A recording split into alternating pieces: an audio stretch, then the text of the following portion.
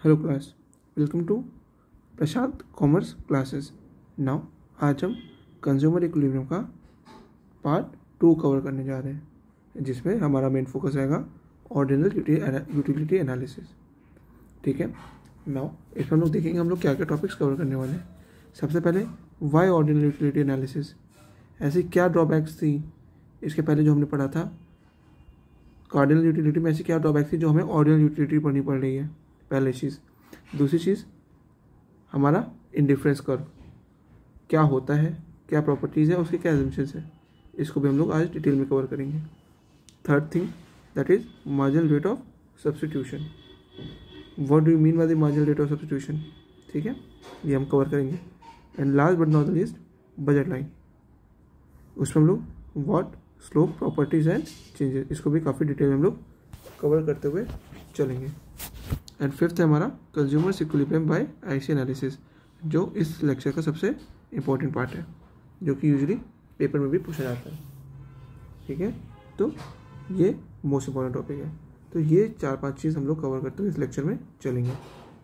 ठीक है, जिन्होंने नहीं लेक्चर देखा है, इसके पहले हम लोगों ने कार्डिनल अप्रोच ऑलरेडी हम लोग कवर कर चुके हैं अपने पिछले लेक्चर में। आप पीछे वाले लेक्चर्स में एक प्लेलिस्ट बना चुके हैं, आप उसमें से जाके देख सकते हो। Now moving on to the lecture.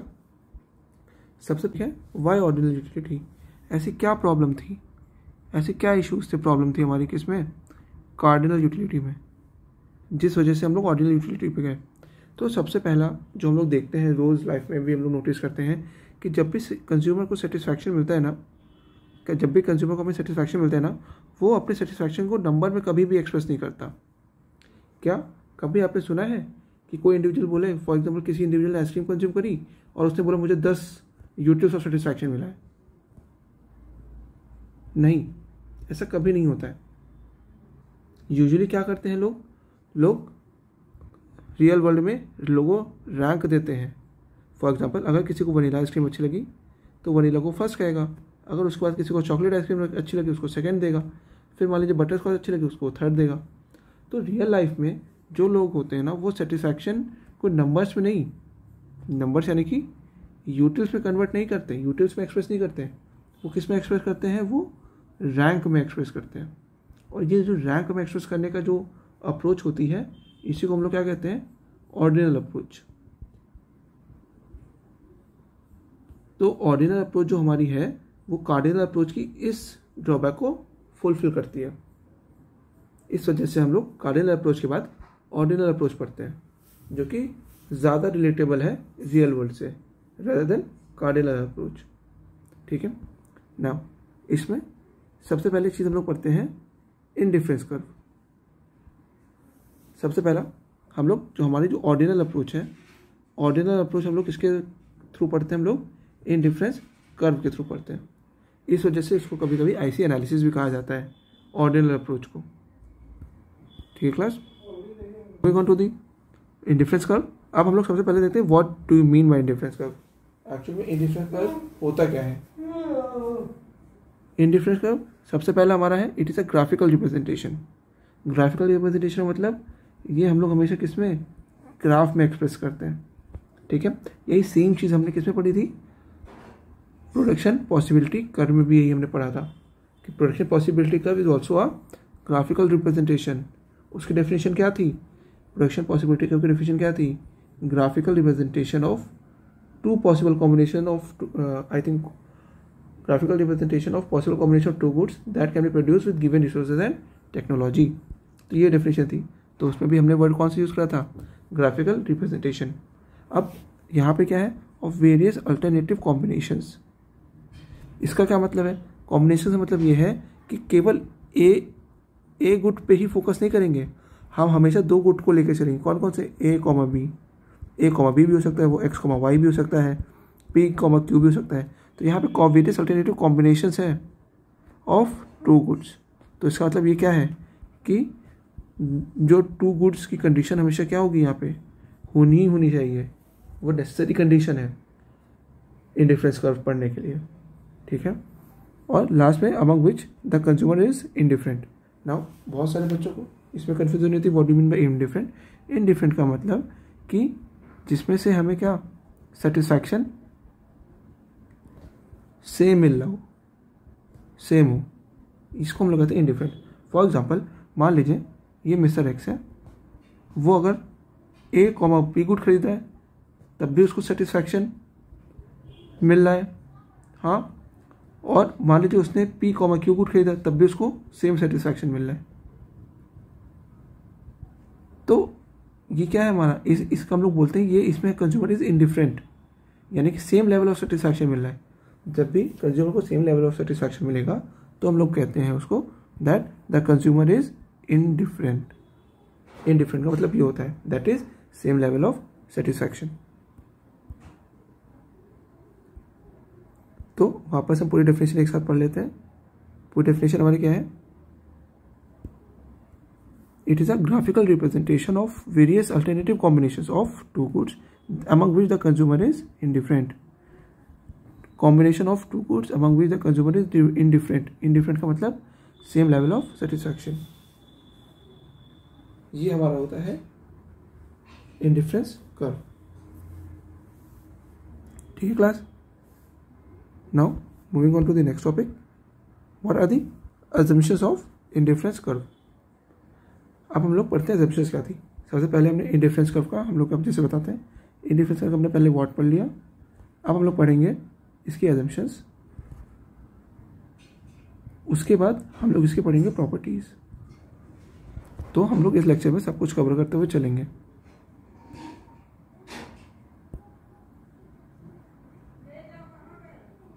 ठीक है, नाउ सबसे पहले what are the assumptions of right indifference curve. First of all हमारा क्या है, टू कमोडिटीज।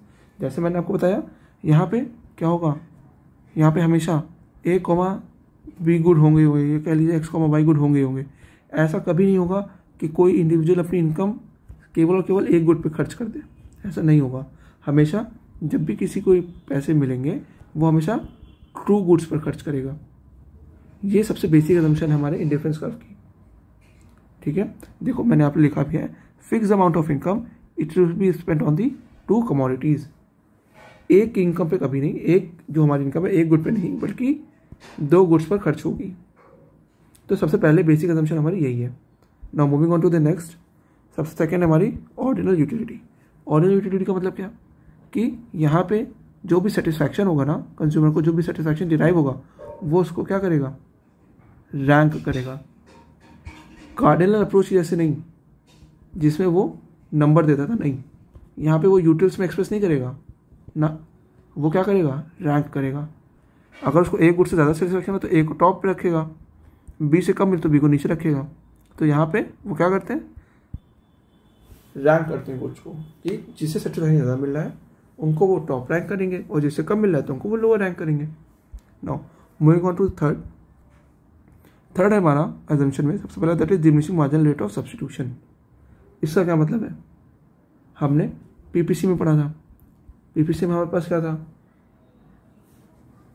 पीपीसी में हमारे पास थी मार्जिनल अपॉर्चुनिटी कॉस्ट। वहाँ पे क्या हो रही थी PPC, why PPC was concave. क्यों था concave, because marginal opportunity cost क्या हो रही थी, राइज कर रही थी। ठीक है, ये हमारा पीपीसी की बात बताया आपको। बट यहाँ पे इंडिफरेंस कर्व हमारा क्या है, इंडिफरेंस कर्व के केस में मार्जिनल रेट ऑफ सब्स्टिट्यूशन है जो कि क्या कर रही है, फॉल कर रही है। इस वजह से ये जो इंडिफरेंस कर्व है वो हमारा क्या बन रहा है, कॉन्वेक्स शेप्ड। इसका क्या मतलब है कॉन्वेक्स शेप्ड का, और एमआरएस फॉल क्यों कर रहा है। ठीक है, तो अभी हम लोग इसको बहुत अच्छे से डिटेल में कवर करते हुए चलेंगे। अभी के लिए जस्ट आप इतना समझो, एमआरएस क्या होता है, सैक्रिफाइसिंग टेंडेंसी। एक इंडिविजुअल की सैक्रिफाइसिंग टेंडेंसी, कौन कितना ज़्यादा सैक्रिफाइस कर सकता है, सैक्रिफाइसिंग टेंडेंसी। या आप ऐसे समझ लो, या दूसरी चीज़ हमारी होती है, इसको कहते हैं हम लोग willingness to sacrifice. Willingness to sacrifice. अगर हमारी जैसे इंक्रीजिंग एमआरएस का क्या मतलब है, इंक्रीजिंग एमआरएस का मतलब कि हम लोग ज़्यादा चीज़ें सैक्रिफाइस कर सकते हैं। इंक्रीजिंग एमआरएस का मतलब ज़्यादा चीज़ सैक्रिफाइस कर सकते हैं, और डिक्रीजिंग एमआरएस का मतलब है कि हम लोग कम चीज़ें सैक्रिफाइस कर सकते हैं,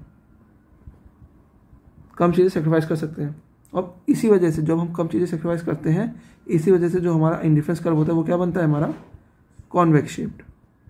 ये अभी हम लोग डिटेल में आगे आने वाले अभी डिटेल में स्लाइड में पढ़ेंगे। ठीक है, तो थर्ड हमारी असम्पशन थी हमारी diminishing marginal rate of substitution. Now fourth थी हमारी कंज्यूमर इज रैशनल कंज्यूमर। ठीक है, फोर्थ हमारी assumption rational consumer. That means consumer जो भी होगा वो हमेशा फोकस करेगा किसमें, मैक्सिमाइजिंग दी सेटिस्फैक्शन, मैक्सिमाइजिंग दी सेटिस्फैक्शन। तो जो भी कोई कंज्यूमर जो फोकस करता है मैक्सिमाइजिंग सेटिस्फैक्शन, उसको हम लोग रेशनल कंज्यूमर कहते हैं।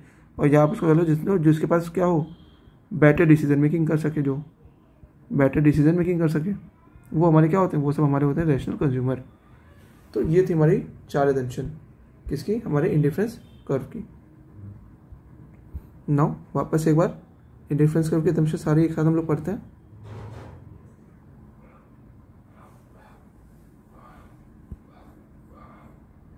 सबसे पहले असम्पशन हमारी क्या थी, सबसे पहले 2 कमोडिटीज़, हमेशा जो भी इनकम हमारी होगी वो किस पे, 2 ही कमोडिटीज़ पे खर्च होगी। ऐसा कभी नहीं होगा कि जो हमारी इनकम हो सिंगल कमोडिटी पे खर्च हो जाए।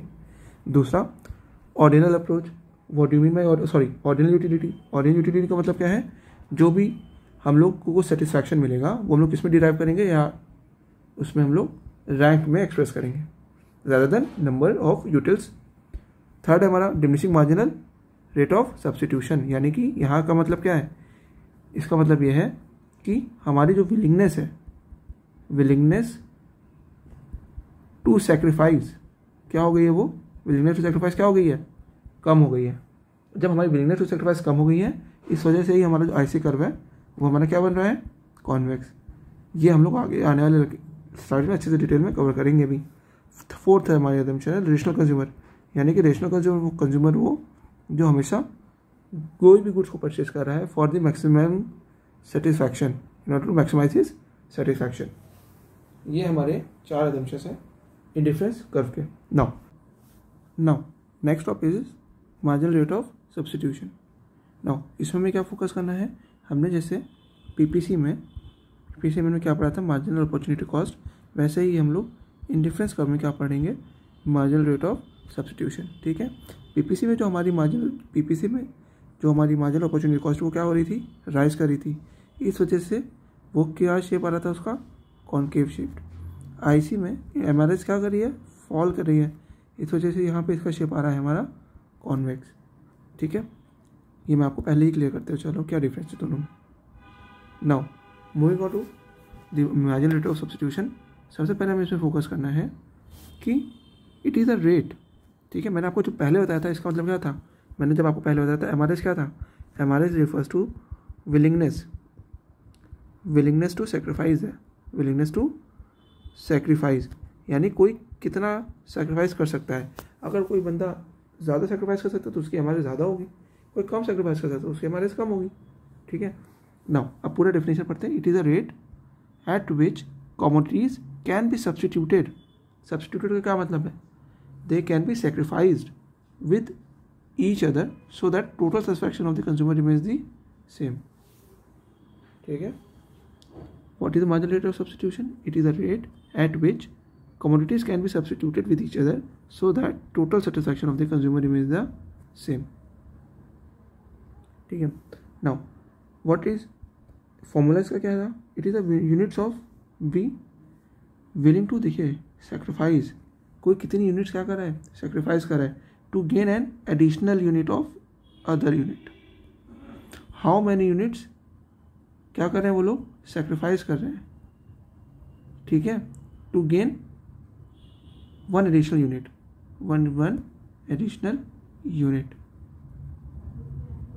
ठीक है, अब अगर वो उसका सेक्रीफाइस बढ़ता जाएगा तो हमारा एमआरएस बढ़ता जाएगा, अगर उसकी विलिंगनेस टू सेक्रीफाइस कम हो जाएगी हमारा एमआरएस कम होता जाएगा। नाउ जैसे मैंने आपको पहले बताया क्लास में कि स्लोप ऑफ आईसी कर्व कौन डिटरमाइन करता है, हमारा मार्जिनल रेट ऑफ सब्स्टिट्यूशन। ठीक है, अगर हमारा एमआरएस फॉल कर रहा है तो इस वजह से इसका मतलब क्या है, विलिंगनेस टू सेक्रीफाइस क्या हो रही है, किसी आदमी की सेक्रीफाइस करने की इच्छा क्या हो रही है, कम हो रही है। इस वजह से हमारा जो आईसी कर्व है वो बन रहा है कॉन्वेक्स। ये है हमारा कॉन्वेक्स शेप्ड, ये ऐसे, ये कॉन्वेक्स शेप्ड है। ठीक है, नाउ अगर हमारा एमआरएस राइज होता तो हमारा सेक्रीफाइस करने की टेंडेंसी क्या हो रही थी, बढ़ रही होती, इस तब हमारा क्या बनता, आईसी कर्व कॉनकेव। बट आज के लेक्चर में नॉर्मली जो यूजुअली होता है, हमारा जो एमआरएस है वो क्या करता है, हमेशा फॉल करता है, यानी कि सेक्रीफाइसिंग टेंडेंसी हमारी धीरे धीरे कम होती जाती है। इस वजह से ऐसी कर्व हमारा बनता है कॉन्वेक्स टू दी ओरिजिन। ठीक है, अब क्या होता है इसमें, इसको हम लोग अच्छे से डिटेल में एक बार पढ़ते हैं। नाउ कॉम्बिनेशन है P Q R S T, ये कॉम्बिनेशन ये देखिए यहाँ पे मेंशन भी है P Q R S T. ठीक है, नाउ अब हम धीरे धीरे देखते हैं। यहाँ पे एप्पल की यूनिट्स आपको देखो 1 2 3 4 5 एप्पल की यूनिट्स क्या हो रही हैं, यहाँ पे एप्पल को क्या हो रहा है, गेन हो रहा है, एप्पल की यूनिट्स का गेन हो रहा है। बनाना की यूनिट्स क्या हो रही हैं, ये बनाना की यूनिट्स हमारी सेक्रीफाइस होकर हो रही हैं। ठीक है, अब हम लोग इसको फाइंड करते हैं हमारे क्या रोल प्ले कर रहे हैं इसमें। ठीक है, सबसे पहला एक एप्पल हम जब हम 15 बनानास खरीद रहे थे और एक एप्पल खरीद रहे थे तो हमारा सेटिस्फैक्शन मिल रहा था सेम। ठीक ना, जब हमने 15 से 10 बनाना है ना, या आप ऐसे समझो जब हमको एक एप्पल की जगह 2 एप्पल खरीदने पड़ रहे थे, वहाँ से जब 2 एप्पल पे आए तो जो हमारा बनाना था वो हमने कितने सेक्रीफाइस करे, 5 बनाना सेक्रीफाइस करे। देखिए एक एप्पल को गेन करने के लिए हमने 15 से 10 पे आ गए हम लोग, यानी कि 5 बनाना को क्या करा, सेक्रीफाइस करा। यहाँ पे हमने क्लियरली लिखा भी 5 bananas are sacrifice for 1 apple. ये हमारा क्यू कॉम्बिनेशन की बात कर रहे हैं। Now moving on to the next, हमने अगेन 2 से 3 आने के लिए अगेन एडिशनल 1 यूनिट का एप्पल के लिए हमने क्या करा, -4 यानी 4 बनानास को क्या करा, सेक्रीफाइस करा, 4 बनानास को सेक्रीफाइस करा to gain 1 additional unit of apple. Now again moving on to the S combination, हमने अगेन एक यूनिट ऑफ एप्पल गेन करने के लिए यहाँ देखिए 6 से 3 पे आया, यानी कि 3 यूनिट्स ऑफ बनाना क्या करें, सेक्रीफाइस कर। देखिए 3 यूनिट्स ऑफ बनाना और सेक्रीफाइस और 1 यूनिट ऑफ एप्पल।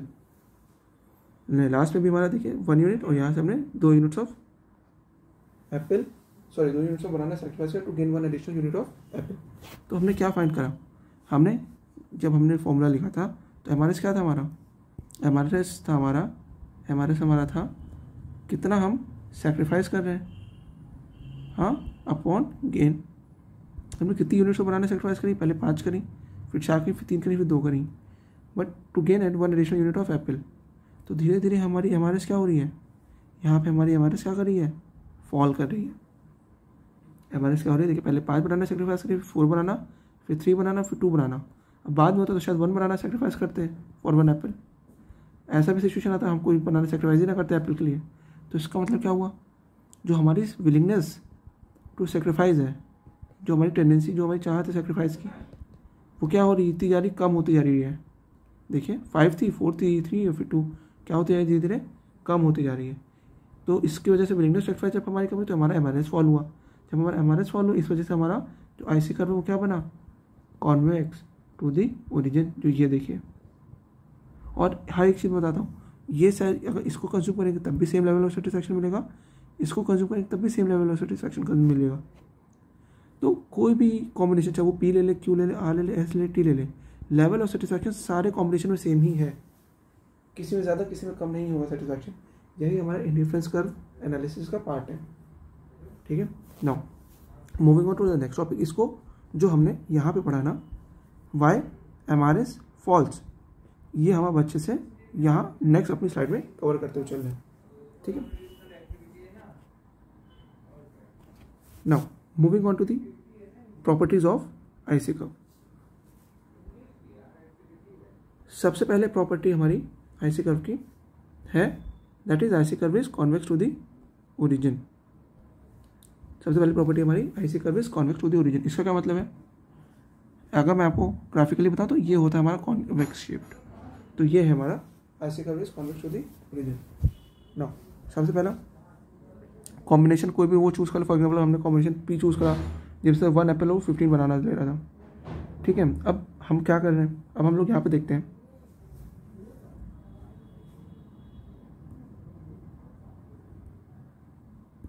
नाउ सबसे पहला properties of indifference curve. Indifference curve it is हमारा कॉन्वेक्स टू दी ओरिजिन। हम लोग पहले भी पढ़ते हुए why it is convex to origin, because of diminishing MRS. और डिमिनिशिंग वाई डिमिनिशिंग एमआरएस हमारा फॉल क्यों कर रहा है, it is because of law of TMU. देखिए यहाँ पे जो कि हमने क्लियरली मेंशन करा है, IC is convex, Y because of diminishing MRS, and diminishing हमारा एमआरएस डिमिनिश क्यों कर रहा है because of law of DMU। ये जो इसका हमारा एक्सप्लेनेशन यहाँ पे मैं आपको बहुत अच्छे से डिटेल में समझाता हूँ, ठीक है। नाउ मान लीजिए फॉर एग्जांपल कॉम्बिनेशन ए हमने 1 एप्पल एंड 15 बनानास कंज्यूम कर रहे थे। इसका मतलब क्या हुआ, हम सबसे ज़्यादा कंज्यूम कर रहे हैं बनाना यहाँ पे और एप्पल को कम कंज्यूम करना, ठीक है। अब जब हम बनाना को ज़्यादा कंज्यूम कर रहे हैं इसका मतलब क्या है कि बनाना को सेक्रीफाइस कर सकते हैं। ज़्यादा जगह किसी चीज़ का हम लोग ज़्यादा कंजम्पशन कर रहे हैं इसका मतलब क्या है, हम उसको सेक्रीफाइस कर सकते हैं to gain additional unit of other unit. तो यहाँ पे क्या हुआ, consumer can sacrifice banana for apple. क्यों, क्योंकि बनाना 15 है, एप्पल 1 है, तो बनाना को सेक्रीफाइस कर सकता है एप्पल के लिए, ठीक है। अब उसने सेक्रीफाइस करा, now he sacrifice banana for the consumption of Apple. उसने सेक्रीफाइस करा बनाना का एप्पल के लिए। उससे क्या हुआ, जब बनाना को सेक्रीफाइस उसने करा और एप्पल का क्या करा, सेक्रीफाइस करा, तो एप्पल का उसने क्या करा, कंजम्पशन करा, ठीक है। एप्पल का क्या करा उसने, कंजम्पशन करा। जब उसने एप्पल का कंजम्पशन करा तो हम लोगों ने लॉ ऑफ DMU में क्या सीखा था, अगर हमारा कंजम्पशन ज़्यादा होगा, अगर हमारा कंजम्पशन क्या होगा, ज़्यादा होगा, तो उससे यूटिलिटी हमारी क्या होती जाएगी, उससे धीरे धीरे जो यूटिलिटी हमें मिल रही है वो हमारी कम होती जाएगी, ठीक है। सेम वही चीज़ यहाँ पे भी अप्लाई हुई। हमने जैसे जैसे एप्पल को कंज्यूम करा तो लॉ ऑफ DMU हमारा अप्लाई हुआ, ठीक है। लॉ ऑफ DMU अप्लाई होने से क्या हुआ, तो यूटिलिटी डिराइव फ्रॉम एप्पल क्या हुआ, goes on decreasing. Law of DMU में हमने यही तो पढ़ा था कि जैसे जैसे हम लोग कोई चीज़ कंज्यूम करते जाएंगे उससे जो यूटिलिटी हमारी में है वो हमारी क्या होती जाएगी, धीरे धीरे कम होती जाएगी, ठीक है। अब जब हमारी यूटिलिटी हमारी धीरे धीरे कम होती गई तो हम लोग अब किसी भी चीज़ से अगर हमारे किसी को यूटिलिटी हमें कम मिल रही है तो उसका कंजम्पशन क्या हो जाएगा, धीरे धीरे कंजम्पशन कम हो जाएगा। एप्पल की यूटिलिटी अगर हमारे लिए कम होगी तो उसका हम लोग कंजम्पशन भी कम कर देंगे। सेम देखिए, यूटिलिटी डायरेक्ट फ्रॉम एप्पल कम हुई तो उसका हमने कंजम्पशन ऑफ एप्पल क्या कर दिया, कम कर दिया, ठीक। जब कंजम्पशन कम कर देंगे एप्पल का, हमारा एप्पल का कंजम्पशन क्या हो गया, कम हो गया। जब एप्पल को हम लोग कम कंज्यूम कर रहे हैं तो ऑब्वियसली बात है सेक्रीफाइस जो हम पहले कर रहे थे बनाना का एप्पल के लिए वो भी क्या हो जाएगा, हमारा कम हो जाएगा। तो जब हमने कंजम्पशन ऑफ एप्पल कम कर दिया तो सेक्रीफाइस जो हम लोग बनाना का कर रहे थे एप्पल के लिए वो भी क्या हो जाएगा, कम हो जाएगा। अब उसके कम होने से विलिंगनेस टू सेक्रीफाइस हमारा कम हो गया, वही चीज़ हो गई आपको पता है। इस वजह से हमारा एमआरएस क्या हो गया, डिमिनिश हो गया, और इसी वजह से डिमिनिश एमआरएस की वजह से ही हमारा IC curve is convex to the origin, convex to the origin. तो ये हमारा पूरा एक्सप्लेनेशन इसका था, ठीक है। वापस से ये पॉइंट अच्छा है, इंपॉर्टेंट है, तो मैं वापस आपको इस चीज़ को एक्सप्लेन कर देता हूँ एक बार और।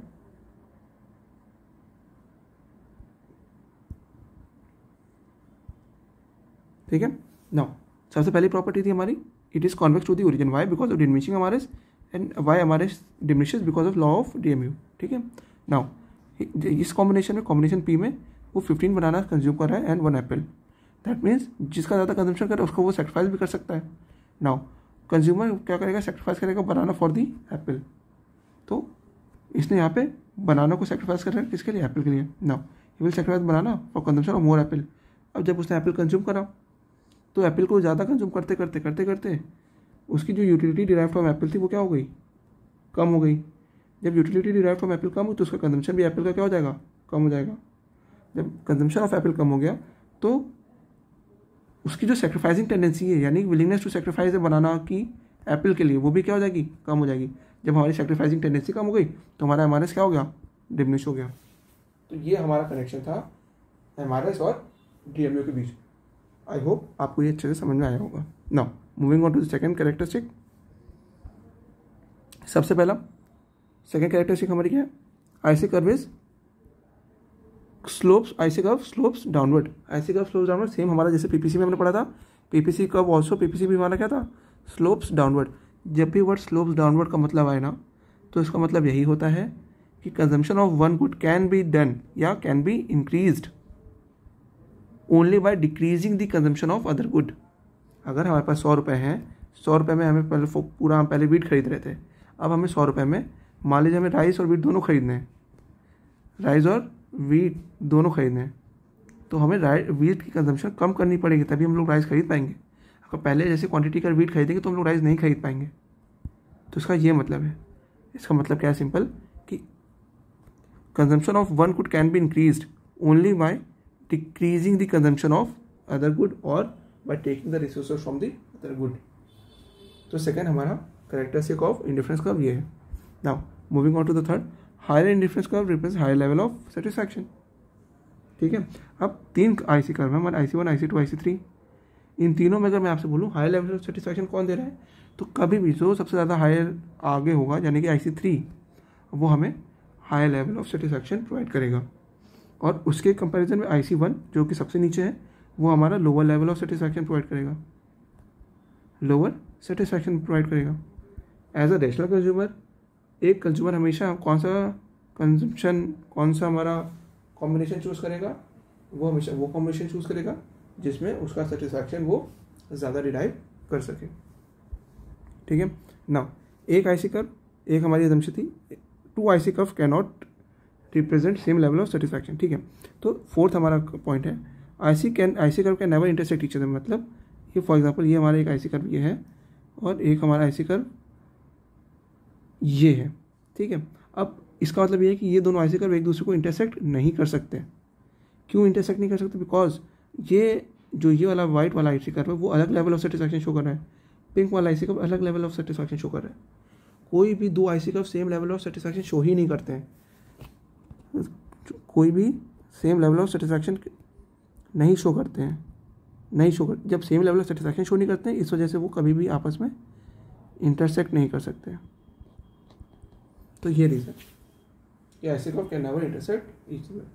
Now moving on to the next topic, हमारा बजट लाइन। अब बजट लाइन क्या होती है? बजट लाइन बेसिकली अगर सबसे सिंपल भाषा में बताएं कि आप अपनी इनकम से आप कितने कॉम्बिनेशन ऑफ गुड्स खरीद सकते हो, सिंपल, कितने कॉम्बिनेशन ऑफ गुड्स आप परचेज कर सकते हो। ठीक है, उसी को जब हम लोग ग्राफिकली रिप्रेजेंट कर देते हैं, वो हमारी क्या बन जाती है? वो हमारी बजट लाइन बन जाती है। ठीक है, तो बजट लाइन क्या हमारी? It is a graphical representation, ठीक है, of all the possible combination of 2 goods same IC curve जैसा, that can be purchase with given income and prices. यानी कि with given income and prices जितने combination of goods हम लोग खरीद सकते हैं और उसको हम लोग ग्राफिकली रिप्रेजेंट कर देते हैं, तो वो हमारी क्या बन जाती है? Budget line.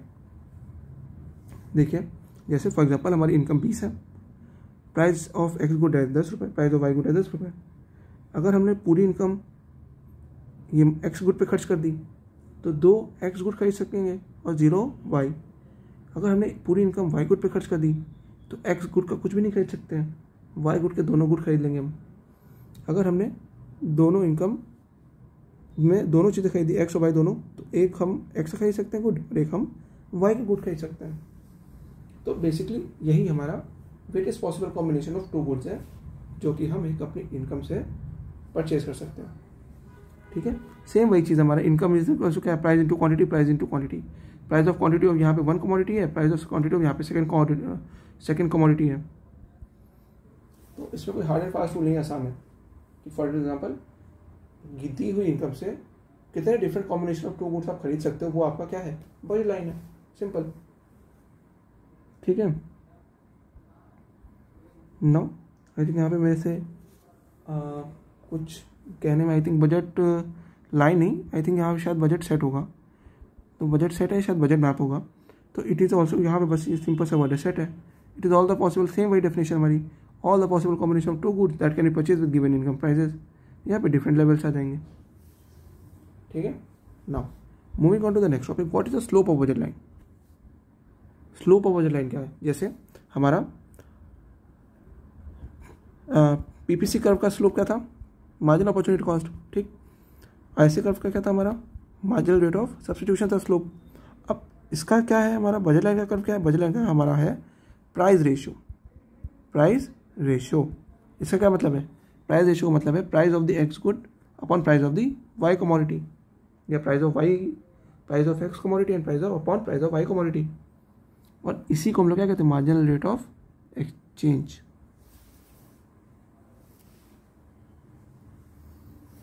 ठीक है class. What is the slope of budget line? Slope of budget line हमारी क्या होती है?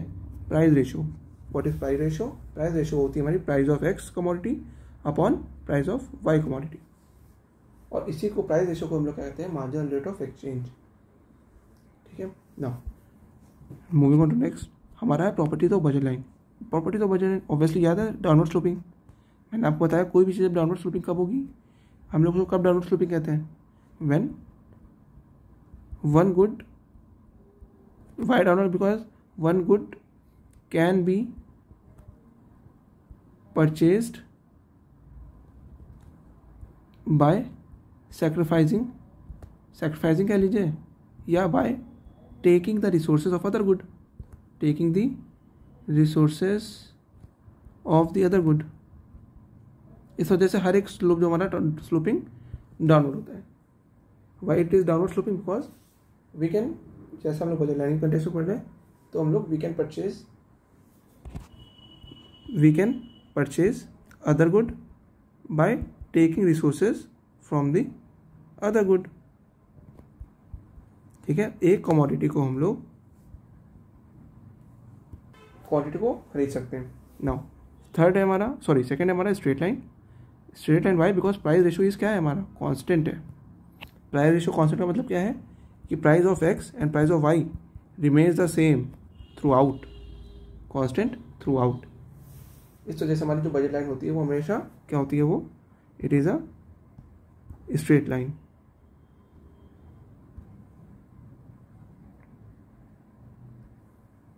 ठीक है, यहाँ पे हमेशा बजट लाइन जो हमारी बनती है वो ऐसे होती है और ऐसे होती है।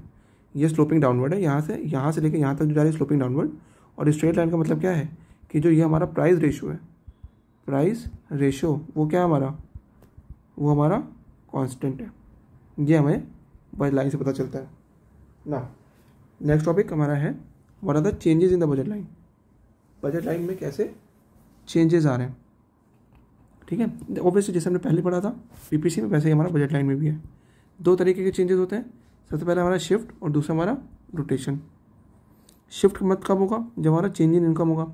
रोटेशन कब होगा? जब change in price of a commodity होगा। वो एक्स एक्सिस पे भी हो सकता है और वो वाई एक्सिस पे भी हो सकता है। ठीक है, हम लोग इसको डिटेल में भी कवर करते हैं। नाउ सबसे पहला टॉपिक है हमारा शिफ्ट।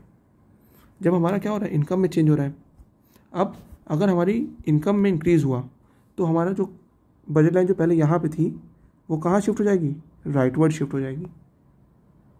जो पहले बजट लाइन हमारी यहाँ पे थी वो राइटवर्ड शिफ्ट हो गई। इनकम का मतलब, इंक्रीज इनकम का मतलब क्या है? जब भैया हम इनकम इंक्रीज होगी तो वो एक्स पे भी इफेक्ट आएगा और वाई पे भी इफेक्ट आएगा। यानी कि एक्स गुड पे भी इफेक्ट आएगा और वाई गुड पे भी इफेक्ट आएगा। इस वजह से ये हमारा क्या हो रहा है? शिफ्ट हो रहा है। अब जब हमारी डिक्रीज इन इनकम होगी तो ऑब्वियसली बात है दोनों के कंजम्पशन हमारे कम होंगे, एक्स गुड के भी वाई गुड के भी कंजम्पशन डिक्रीज होंगे। इस वजह से जो पहले बजट लाइन यहाँ पर थी ना, वो बजट लाइन कहाँ आ रही है? लेफ्टवर्ड शिफ्ट कर रही है। ये होता हमारा डिक्रीज इन इनकम, यानी leftward shift of the budget line. तो यहाँ पे हमारा क्या हुआ? यहाँ पे हमारा हुआ राइटवर्ड शिफ्ट। Rightward shift. यहाँ पे हमारा क्या हुआ? Leftward shift. ये हमारा shift in the budget line है ना। Moving on to the next topic हमारा है rotation in the budget line. अब रोटेशन कब हो रहा है? Changes in the price of a commodity. अब चेंजेस दोनों में हो सकते हैं, एक्स में भी हो सकता है और वाई में भी हो सकता है, तो हम लोग उसको अलग अलग पढ़ते हैं। अब अगर हमारे वाई गुड में चेंज हो रहा है तो ये कौन से आएगा? ये आएगा, हम लोग इसको पढ़ेंगे वाई एक्सिस पे चेंज आएगा। फिर हमारा अगर हमारे एक्स गुड के प्राइस में चेंज आए तो हमारे एक्स एक्सिस पे चेंजेस आएंगे। तो वो मैंने डिटेल में आप लोगों के लिए पहले से मेंशन करके रखा है। नाउ अगर हमारा वाई एक्सिस पे चेंज कब आएगा? जब हमारे चेंज होगी किसमें? इन दी वाई के प्राइस में होगा। जब भी हमारा वाई के प्राइस में चेंज होगा तो कहाँ पे आएगा? हमारा वाई एक्सिस पे। नाउ अगर हमारा price decrease the price of the Y good, now जब हमारा डिक्रीज हुआ प्राइस है तो इसका कंजम्पशन हमारा क्या हो जाएगा? जब भी प्राइस हमारा कम होता है तो कंजम्पशन, क्या कह लो आप इसको, डिमांड क्या हो जाती है? वो बढ़ जाती है। इस वजह से जो पहले वाई की डिमांड यहाँ पर थी वो बढ़कर कहाँ हो गई? इधर आ गई। और ये क्यों हुआ? Because of decrease in the price of the Y good. ठीक क्लास। ना अब फॉर एग्जाम्पल हमारा अगर प्राइस इंक्रीज हो गया वाई गुड का, तब हम क्या करेंगे? जब हमारा प्राइस इंक्रीज होगा वाई गुड का, तो हम लोग उसका डिमांड हमारी कम हो जाएगी।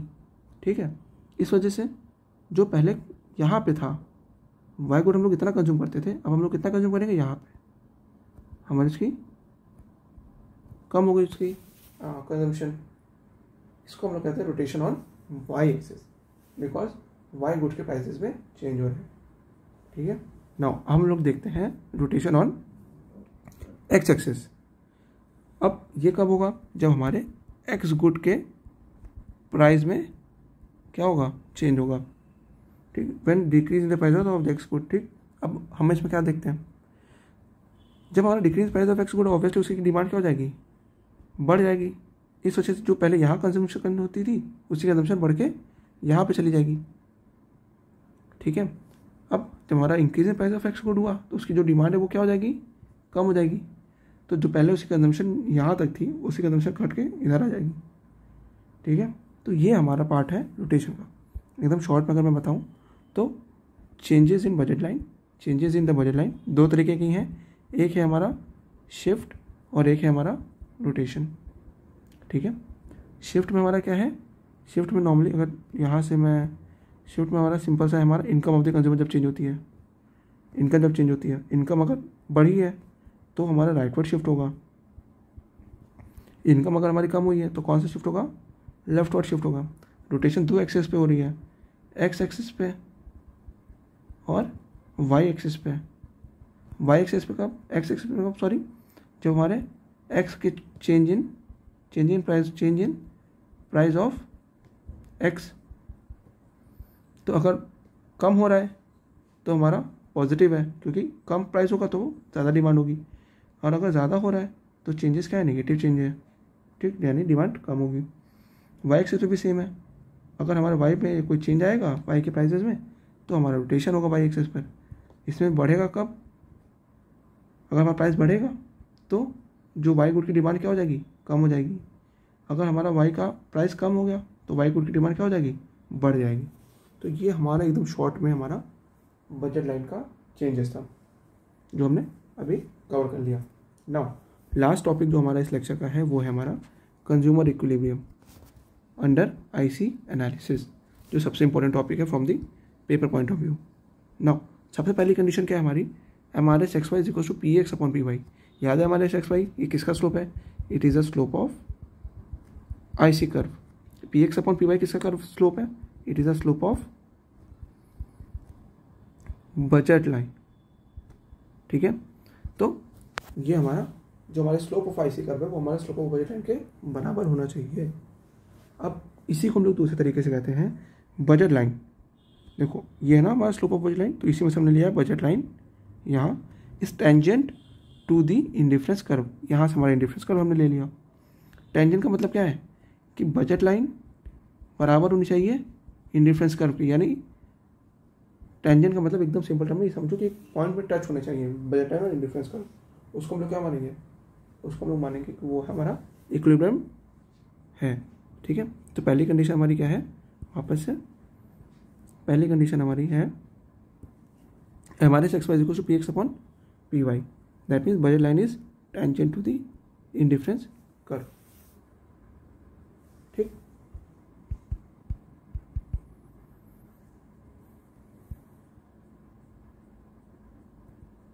नाउ अब हम लोग पूरा देखते हैं कि क्या मतलब है। देखो अब अगर हम लोग पूरा गौर करें तो यहाँ पे फोकस करते हैं IC3, IC2, IC1, ये तीन हमारे इंडिफरेंस कर्व्स दिए हुए हैं।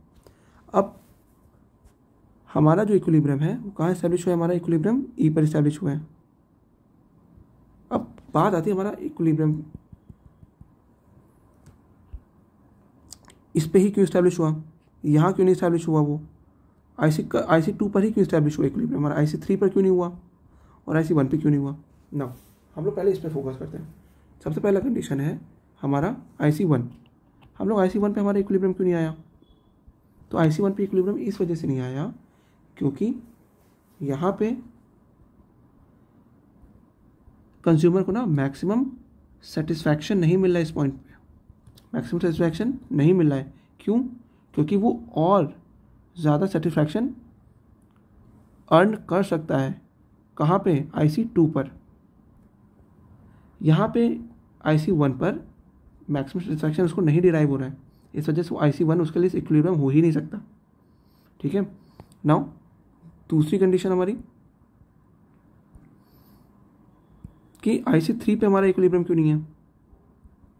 IC3 पे हमारा इक्विलिब्रियम इस वजह से नहीं है क्योंकि बजट लाइन ही उसके अलाउ नहीं कर रही है उसको। बजट लाइन यानी कि उसके पास इतनी इनकम ही नहीं है, इनकम ही नहीं है उसके पास कि वो IC3 की कॉम्बिनेशंस को अफोर्ड कर सके, IC3 के कॉम्बिनेशन क्या कर सके? अफोर्ड कर सके। ठीक है। नाउ वापस एक बार मैं बता देता हूँ इस चीज़ को।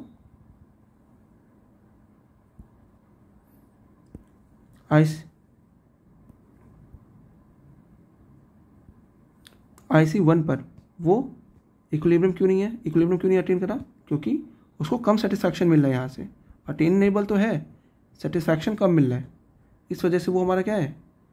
मैं आपको अगर शॉर्ट में लिख दूँ यहाँ पे अच्छे से, तो यहाँ पे लिखता हूँ मैं, IC1 पे उसका इक्विलिब्रियम अटेन नहीं हो रहा है। क्यों? क्योंकि वो पहली बात वो कॉम्बिनेशन अटेनेबल है, हाँ वो अटेनेबल है, यानी कि उसकी इनकम अलाउ करती है, बट सेटिस्फैक्शन क्या है? सेटिस्फैक्शन कम मिल रहा है उसको। और हमने पहले पढ़ा था कि कंज्यूमर हमेशा क्या होता है? कंज्यूमर हमेशा रैशनल होता है। कंज्यूमर जो रैशनल कंज्यूमर का मतलब जो हमेशा सेटिस्फैक्शन क्या करता है? सेटिस्फैक्शन के मैक्सिमाइजेशन पे फोकस करता है। इस वजह से वो इक्विलिब्रियम IC1 पर इसका इक्विलिब्रियम इस्टेब्लिश नहीं होगा।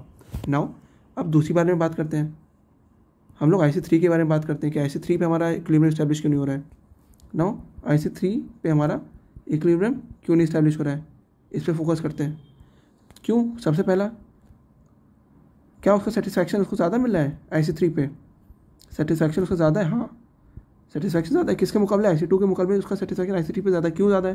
क्योंकि हमने पहले पढ़ा था कि हायर IC जितने भी ज़्यादा हायर IC होंगे वो हमारे क्या होंगे? वो प्रोवाइड करेंगे हायर सेटिस्फैक्शन प्रोवाइड करेंगे। इस वजह से हाँ IC3 पे सेटिस्फैक्शन ज़्यादा है, बट क्या IC3 अफोर्डेबल है या अटेनेबल है? तो IC3 अटेनेबल नहीं है। IC3 अटेनेबल नहीं है क्योंकि IC3 हमारी बजट लाइन या कह लीजिए इनकम से ज़्यादा का है, इनकम से क्या कर रहा है? एक्सीड कर रहा है, इसलिए वो अफोर्डेबल ही नहीं है, अफोर्डेबल नहीं है। इस वजह से ना IC1 पर और ना IC3 पर इक्विलिब्रियम इस्टेब्लिश होता है। इक्विलिब्रियम इस्टेब्लिश होता कहाँ है? इक्विलिब्रियम इस्टेब्लिश होता है IC2 पर, और IC2 पर भी कहाँ? जहाँ पर हमारी budget line is tangent to the indifference curve. हमारी बजट लाइन क्या है? Tangent to the indifference curve, जो कि हमारा कौन सा पॉइंट है? हमारा E पॉइंट है। इस वजह से हमारा जो भी वो इक्विलिब्रियम इस्टेब्लिश होता है इंडिफरेंस कर्व में, वो हमारा MRS इक्वल्स टू PX/PY पर ही इस्टेब्लिश होता है, ना उससे ज़्यादा और ना उससे कम। आई होप आपको ये समझ में आया होगा। नाउ एंड सेकंड कंडीशन क्या थी इसकी? सेकंड कंडीशन हमारी इक्विलिब्रियम की IC एनालिसिस में है कि MRS क्या है? हमारा continuously falls. MRS continuously falls का मतलब क्या है? उसकी सेक्रीफाइसिंग टेंडेंसी या विलिंगनेस, क्या यानी कि विलिंगनेस टू सेक्रीफाइस क्या हो? विलिंगनेस टू सेक्रीफाइस हमारी कम होती जा रही है। हाँ, द विलिंगनेस टू सेक्रीफाइस हमारी कम होती जा रही है, तो वो कम सेक्रीफाइस करेगा। इस वजह से हमारा IC क्या है? MRS क्या हो रहा है? फॉल कर रहा है। इसी वजह से वो हमारा क्या है? Convex to the origin. तो ये हमारी दो कंडीशन थी, वापस एक बार देख लेते हैं। पहली कंडीशन इक्विलिब्रियम की MRS XY equals to PX/PY पहली, और दूसरी कंडीशन थी MRS कॉन्टिन्यूसली फॉल्स, ये दूसरी कंडीशन थी। जहाँ पे भी ये दो कंडीशन हमारी फुलफिल हो जाएंगी, वहाँ पे हम लोग हमारा IC एनालिसिस में कंज्यूमर इक्विलिब्रियम एस्टैब्लिश हो जाएगा। ठीक है। अब देखो यही चीज़ तो है, यहाँ पे पहली बात तो टेंजेंट होना चाहिए, और दूसरी चीज़ ये हमारा क्या होना चाहिए? सेकंड कंडीशन मतलब क्या है? कि कॉन्वेक्स होना चाहिए, सिंपल। ठीक है। नाउ अब कभी कभी ये भी हो सकता है कि मान लीजिए जो इस कंडीशन में भी वेरिएशंस आ सकती हैं, इस कंडीशन में भी वेरिएशन आ सकती है। मान लो कभी कभी हमारा हो जाता है MRS/XY जो है हमारा मोर देन है PX/PY के, ये भी हो सकता है। और कभी कभी ऐसा भी हो सकता है कि हमारा MRS/XY इज लेस देन हो PX/PY के। तो चलिए इसको भी हम लोग एक बार डिटेल में देख लेते हैं, ठीक है। Now what if MRS/XY is not equals to PX/PY। तो दो कंडीशन हो सकती हैं, या तो वो ज़्यादा होगा, MRS/XY ज़्यादा होगा PX/PY से, या तो MRS/XY क्या होगा, कम होगा PX/PY से, ठीक है। नाउ पहली कंडीशन को देखते हैं। यहाँ पे पहली कंडीशन हमारी क्या है कि MRS/XY क्या है, ज़्यादा है PX/PY से। MRS/XY का मतलब क्या था, याद आया आपको, बार बार बता रहा हूँ। MRS/XY का मतलब क्या था, राइज करने ज़्यादा MRS/XY होने का क्या मतलब था कि यानी विलिंगनेस टू सेक्रीफाइस क्या होगी, ज़्यादा होगी, यानी sacrifice more of Y good to consume 1 unit of X good, यानी कि वो वाई गुड का क्या कर रहा है, सेक्रीफाइस कर रहा है फॉर दी एक्स गुड। तो सेक्रीफाइसिंग टेंडेंसी ज़्यादा है। अब जब वो सेक्रीफाइस ज़्यादा करेगा तो कंजम्पशन ऑफ किसको कर रहा है, सेक्रीफाइस वाई को कर रहा है, किसके लिए, एक्स के लिए। तो कंजम्पशन ऑफ एक्स क्या होगा, बढ़ेगा। तो देखिए कंजम्पशन ऑफ एक्स गुड क्या हुआ, बढ़ा। इस वजह से जैसे हमारा कंजम्पशन है बढ़ा तो हमारा लॉ ऑफ DMU अप्लाई हुआ, उस वजह से हमारी तो जो यूटिलिटी हमें एक्स से मिल रही थी, अगर हम किसी भी गुड का कंजम्पशन ज़्यादा करेंगे तो उसकी यूटिलिटी जो utility derive from each commodity goes on diminishing. इस वजह से जो यूटिलिटी ऑफ एक्स गुड है वो क्या होती जाएगी, कम होती जाएगी। जब हमारी यूटिलिटी ऑफ एक्स गुड हमारी कम होती गई तो हम लोग क्या करेंगे, अब हम लोग जो पहले वाई को सेक्रीफाइस कर रहे थे एक्स के लिए, अब एक्स से क्या हो रहा है, यूटिलिटी हमारी क्या हो रही है, कम हो रही है। तो अब हम लोग जो वाई है ना उसको हम लोग कम सेक्रीफाइस करेंगे एक्स के लिए, तो यानी कि कम सेक्रीफाइस करेंगे, वही यहाँ willing to sacrifice less of Y good. अब जब MRS/XY ज़्यादा था PX/PY से, तो जब उसने कंज्यूम करा तो क्या हुआ, हमारा MRS/XY क्या होने लग गया, फॉल करने लग गया। यहाँ देखिए MRS/XY क्या होने लग गया, फॉल करने लग गया। इस वजह से बाद में वही इक्विलिब्रियम कंडीशन हमारी एस्टैब्लिश हो गई। कौन सी कंडीशन हमारी, MRS/XY PX/PY वाली कंडीशन हमारी एस्टैब्लिश हो गई, ठीक है। Now moving on to the next condition, if what if the MRS/XY is equals to PX/PY, या sorry it is more than PX/PY, उस कंडीशन में क्या होगा, डिमिनिशिंग MRS/XY का मतलब क्या है, sacrificing less of Y good, यानी कि सेक्रीफाइसिंग टेंडेंसी क्या हुई, सेक्रीफाइसिंग टेंडेंसी विलिंगनेस सेक्रीफाइस हमारी क्या हुई, कम हो गई, यानी वो कम गुड वाई के सेक्रीफाइस करेगा एक्स के लिए। ना जब कंजम्पशन वो कम कर रहा है किसी चीज़ का, अगर किसी चीज़ का हम लोग कंजम्पशन क्या करेंगे, कम करेंगे, तो उससे जो उसके जो हमारा यूटिलिटी है, कंजम्पशन ऑफ एक्स गुड हमारा कम हो रहा है, तो जो यूटिलिटी हमें डिराइव होनी है एक्स गुड से वो क्या होती जाएगी, बढ़ती जाएगी। यहाँ पे अपोजिट वर्क करेगा, तो यूटिलिटी ऑफ एक्स गुड क्या होता जाएगा, बढ़ता जाएगा। जब हमारा यूटिलिटी ऑफ एक्स गुड बढ़ता जाएगा तो हमारी जो विलिंगनेस टू सेक्रीफाइस है, अब हम अगर यूटिलिटी हमारी एक्स के लिए बढ़ रही है, तो जो हमारी विलिंगनेस टू सेक्रीफाइस है, विलिंगनेस टू सेक्रीफाइस किसका, willingness to sacrifice Y good का, किसके लिए, एक्स के लिए, वो क्या हो जाएगा, बढ़ता जाएगा। अब जब विलिंगनेस टू सेक्रीफाइस बढ़ गया तो हमारा MRS/XY भी बढ़ जाएगा, और फिर जो यहाँ पे कम था अब वो यहाँ पे बढ़ जाएगा, और बराबर हमारी इक्विलिब्रियम कंडीशन इस्टेब्लिश हो जाएगी। यानी कौन सी कंडीशन, हमारी MRS/XY PX/PY वाली कंडीशन। तो ये हमने अपना ऑर्डिनल यूटिलिटी ख़त्म कर लिया। नाउ क्लास हम already basics of micro economics complete कर चुके हैं। सेकेंड हमारा हम लोग प्रोडक्शन पॉसिबिलिटी का भी कंप्लीट कर चुके हैं। नाउ हम लोग ने आज इस लेक्चर के बाद consumer equilibrium in both approach, कौन सा हमारा, कार्डिनल एंड ऑर्डिनल, ये भी हमने ऑलरेडी कवर कर लिया है, ठीक है। अगर आपको लेक्चर से कुछ भी हेल्प मिले तो प्लीज़ वीडियो को लाइक कर देना, अपने दोस्तों के साथ शेयर कर देना, और हाँ चैनल सब्सक्राइब करना मत भूलिएगा। Thank you, bye.